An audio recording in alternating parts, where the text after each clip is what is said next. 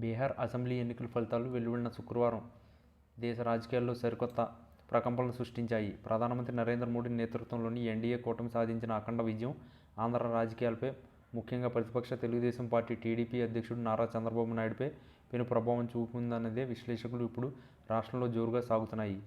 అనూహ్యంగా 108కి పైగా సీట్లలో ఎన్డీఏ క్లీన్ స్వీప్ చేయడంతో కమలదళం మళ్లీ తిరుగులేని శక్తిగా అవతరించింది. ఈ ఫలితం చంద్రబాబుకు సరికొత్త తలనొప్పిగా మారిందనేది రాజకీయ పరిశీలకుల మాట.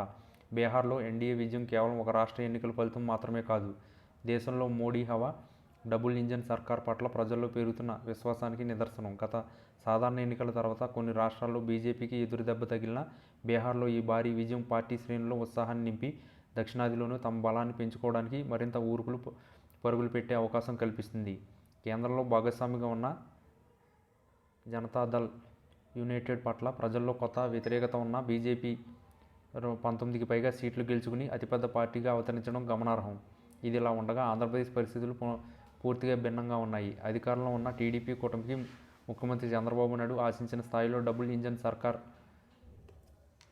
ప్రయోజనం దక్కడం లేదనే చర్చ నడుస్తుంది. కేంద్రంలో బీజేపీ నేతృత్వంలోని ఎన్డీఏ అధికారంలో ఉన్నప్పటికీ ఏపీలో దాని ప్రభావం పరిమితంగానే ఉంది. ఇక్కడి టీడీపీ సర్కార్ ప్రధానంగా తన సంక్షేమం, అభివృద్ధి పథకాలపైనే దృష్టి సారించింది.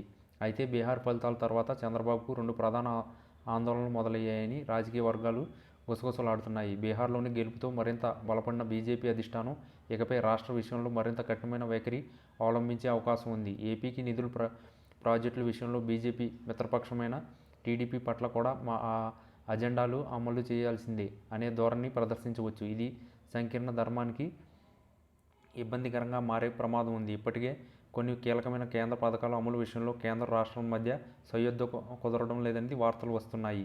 కూటమిలో కీలక భాగస్వామిగా ఉన్న జనసేన అధినేత పవన్ కళ్యాణ్పై బీహార్ ఫలితాల ప్రభావం ఎక్కువగా ఉంటుందని అంచనా. బీజేపీ బలపడడం, పవన్ కళ్యాణ్పై సైతం కేంద్ర పెద్దలతో సన్నిహిత సంబంధాలు కొనసాగించడం నేపథ్యంలో భవిష్యత్తులో బీజేపీ, జనసేన మధ్య బంధం మరింత బలపడితే రాష్ట్రంలో తమ ప్రాబల్యం తగ్గుతుందని చంద్రబాబు ఆందోళన చెందుతున్నట్లు తెలుస్తుంది. బీహార్ తరహాలో ఆంధ్రప్రదేశ్లో కూడా ఒకే నాయకత్వం, మోడీ, ఒకే ఎజెండా, బీజేపీ అనే